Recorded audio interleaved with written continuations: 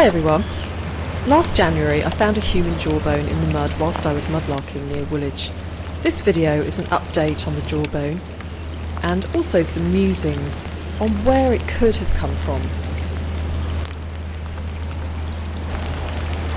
I'm standing here on a very, very wet, drizzly, grey Sunday morning, and I'm looking out into the Thames and I'm wondering about all the secrets that it holds, and in particular the secret of the jawbone that I found in January, which I've now had carbon dated by the police, and I had the results back.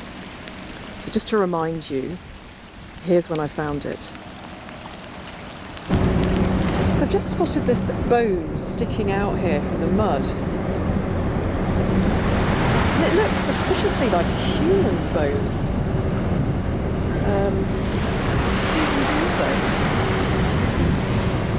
I'm going to extricate it and we'll see what it is.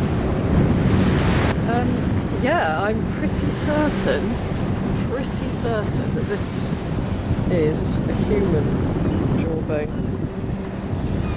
So when you find human remains, you do need to report them to the police. I'm going to give it a little wash off so we can have a better look at it.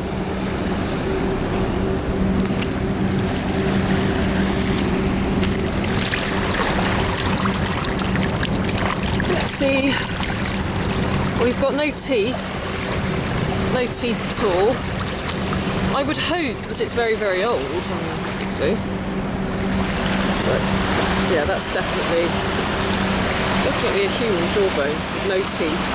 Oh, there is one tooth actually, just there. Okay, well, as it's human remains, I am going to report it to the police, of course.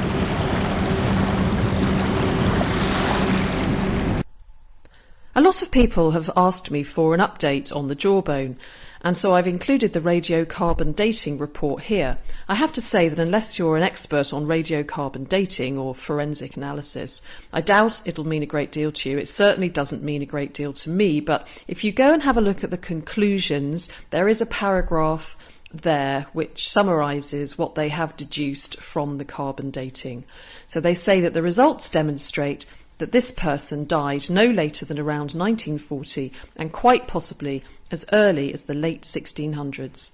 The results place the time of death in the pre-modern category.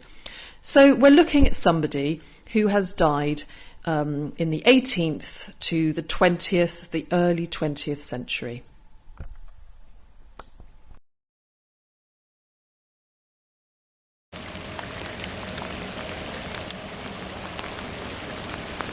Now, of course, we're never going to know whose jawbone that is and how it got there. But one thing we do know is that along this stretch of river was moored several prison hulk ships, the Justicia, the Warrior.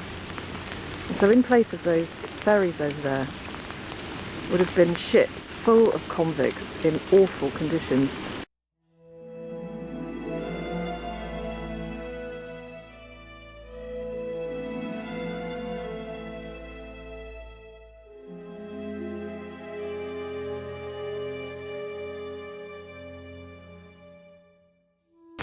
And it's a well-known fact that there was a lot of illness on these ships due to everyone being in such close proximity and the hard work and the bad diet.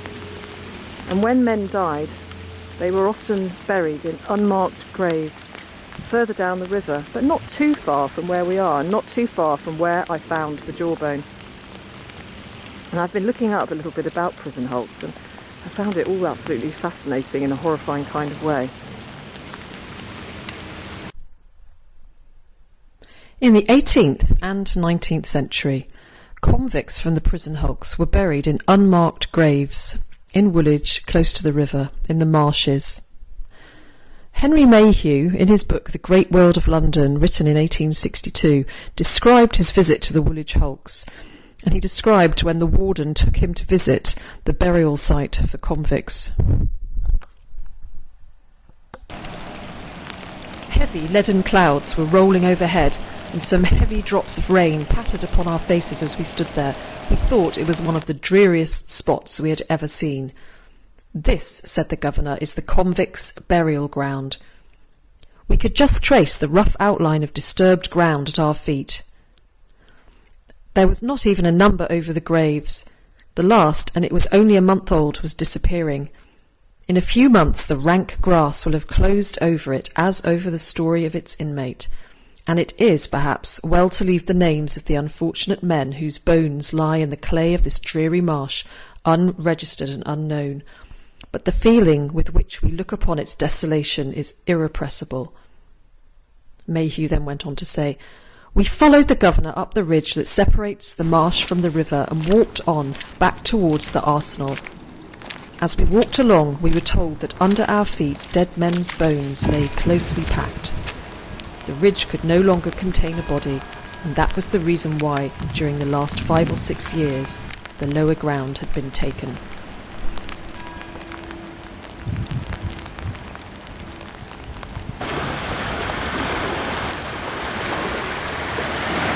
I can see a little pipe bowl here, and of course these pipes would have been around at the time of the prison hulk, so who knows, maybe it was smoked by one of the guards or somebody on the ship.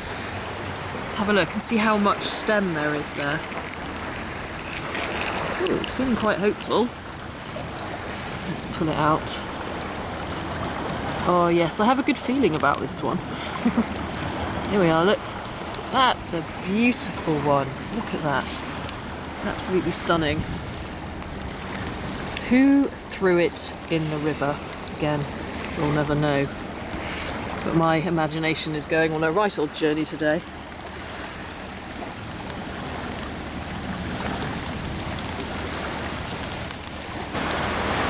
And here's another one here. All this rain must be bringing these pipes to the surface. Let's see how much is left of this one. Well, I can see that the bowl is whole. Oh, look. Closer look.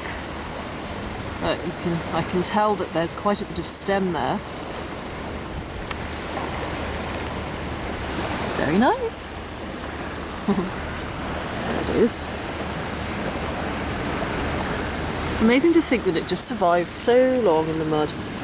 All these stories.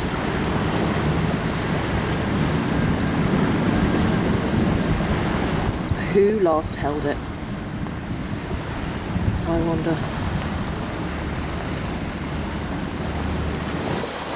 And here I've just spotted this tiny little pipe stem, this tiny piece of pipe stem. But what's really interesting about it is that it's still got the red wax on the end of it that was put on the end of the mouthpiece.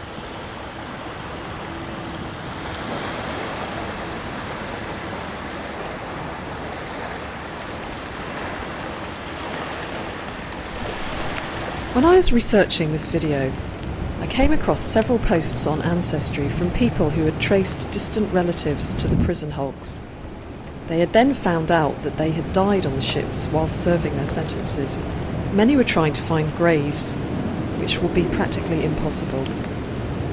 It's disconcerting to find human remains, but it's also disconcerting to be unable to find where a relative is buried.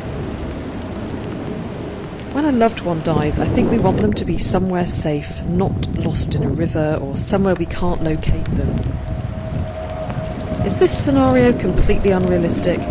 Maybe, but perhaps I just needed to find a reason for the Jawbone being there and to give it a story. If I do get it back from the police, I shall bury it somewhere special and give it a place of its own.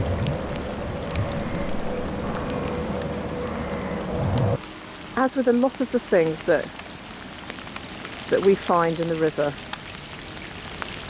some things we just are never going to find out, and we just have to rely on our imagination.